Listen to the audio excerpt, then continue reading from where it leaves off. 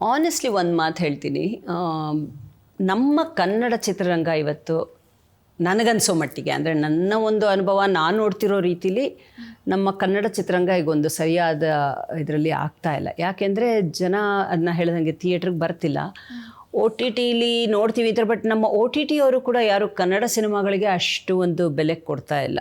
ಇವತ್ತು ನೀವು ಬೇರೆ ಭಾಷೆಗಳು ಎಷ್ಟು ನೋಡ್ತೀರ, ಇವಾಗ ಒಂದು ವೆಬ್ ಸೀರೀಸ್ ಕೂಡ ಇರ್ಬೋದು, ಬೇರೆ ಎಲ್ಲ ಭಾಷೆಗಳದ್ದು ಇದೆ, ಕನ್ನಡದ್ದು ಒಂದು ವೆಬ್ ಸೀರೀಸ್ ತೋರಿಸಿ ಯಾವ ಒ ಟಿ ಟಿನಲ್ಲೂ ಇಲ್ಲ. ಸೊ ಹಾಗೆ ಎಲ್ಲೋ ನಮ್ಮ ಕನ್ನಡ ಚಿತ್ರರಂಗ ಎಲ್ಲೋ ಒಂದು ಕಡೆ ಕಳೆದು ಹೋಗ್ತಿದೆಯಲ್ಲ ಅಂತ ತುಂಬ ಬೇಜಾರಾಗುತ್ತೆ. ಜನನೂ ನೋಡಬೇಕು, ಚಿತ್ರರಂಗನೂ ಅದ್ರ ಬಗ್ಗೆ ಒಂದು ಪ್ರಯತ್ನ ಮಾಡಿ ಹೀಗಾದರೂ ನಮ್ಮ ಇದನ್ನು ಉಳಿಸ್ಕೊಳ್ಳೇಬೇಕು.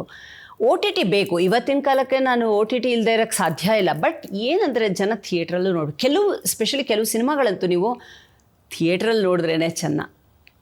ಆಮೇಲೆ ಒ ಟಿ ಟಿಲಿ ನೋಡೋದು ಇಸ್ ಡಿಫ್ರೆಂಟ್. ಬಟ್ ಕೆಲವು ಸಿನಿಮಾಗಳನ್ನ ಥಿಯೇಟ್ರಲ್ಲಿ ನೋಡಿದಾಗ, ಥಿಯೇಟ್ರಲ್ಲಿ ನೋಡಿದ್ರೆ ಸಿನಿಮಾದ ಹೇಗಂದರೆ ಕಳೆದು ಹೋಗಿರ್ತೀವಿ ನಾವು. ಅಂದರೆ ಫೋನ್ಸ್ ಆಫ್ ಆಗಿರುತ್ತಾ ಆ್ಯಂಡ್ ಕತ್ತಲೆಯಲ್ಲಿ ಕೂತು ನೋಡ್ತೀವಲ್ಲ, ಸೊ 100% ಫೋಕಸ್ ಇರುತ್ತೆ. ಮನೇಲಿ ನಾವು ನೋಡ್ತಿದ್ದಾಗ ಯಾವುದೋ ಕಾಲ್ ಬರುತ್ತೆ, ಇನ್ನೇನೋ ಆಗುತ್ತೆ, ಪಾಸ್ ಮಾಡ್ತೀವಿ, ಮತ್ತು ಆಮೇಲೆ ನೋಡ್ತೀವಿ. ಸೊ ಆ ಫ್ಲೋ ಇರಲ್ಲ.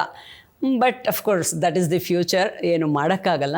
ಬಟ್ ಎಲ್ಲೋ ಒಂದು ಕಡೆ ಎಲ್ಲರದು ಸೇರಿ, ಅಂದರೆ ಪ್ರೇಕ್ಷಕರು ಕನ್ನಡ ಸಿನಿಮಾಗಳನ್ನ ಒಂಥರ ತಿರಸ್ಕಾರ ಮಾಡ್ತಾ ಇದ್ದಾರೆ, ಹಾಗೆಯೇ ನಮ್ಮ ಚಿತ್ರರಂಗ ಕೂಡ ಮಾಡ್ತಿರೋ ಪ್ರಯತ್ನ ಸಾಲದು ನಮ್ಮ ಚಿತ್ರರಂಗನ ಉಳಿಸ್ಕೊಳ್ಳೋಕ್ಕೆ ಅಂತ ನನಗೆ ತುಂಬ ಅನಿಸುತ್ತೆ, ಬೇಜಾರಾಗುತ್ತೆ. ಬಿಕಾಸ್ ಎಲ್ಲಿ ಹೋದರೂ ಕನ್ನಡಕ್ಕೆ ಬೆಲೆ ಇಲ್ಲ ಅನ್ನೋ ಥರ ಆಗಿಬಿಟ್ಟಿದೆ. ಸೊ ಅದು ಒಂದು ಕಾಂತಾರ ಒಂದಿದು ಹೆಸರು ಮಾಡಿರ್ಬೋದು, ಬಟ್ ಎಲ್ಲ ಸಿನಿಮಾನೂ ಅದೇ ಆಗೋಕ್ಕೆ ಸಾಧ್ಯ ಇಲ್ಲ ಅಲ್ವಾ. ಸೊ ಆ ದೃಷ್ಟಿನಲ್ಲಿ ಬೇಜಾರಾಗುತ್ತೆ ತುಂಬ.